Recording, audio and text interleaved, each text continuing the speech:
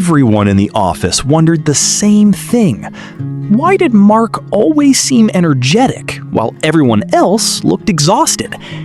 Just a year earlier, Mark was constantly tired. He relied on caffeine, skipped exercise, and spent most of his day sitting. One day, he realized something had to change. He didn't feel like himself anymore.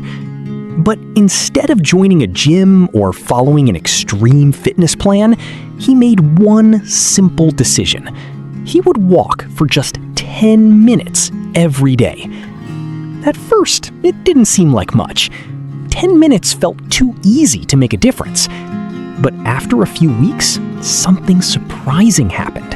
He felt more energized, more focused, and less stressed. Months later, that tiny habit had become part of his life.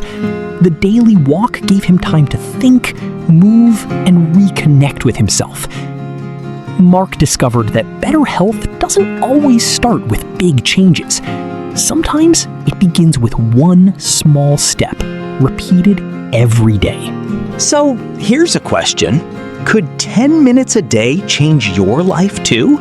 If you enjoyed this story, like, subscribe, and join us at Grademid Nature's Table for more inspiring healthy living stories.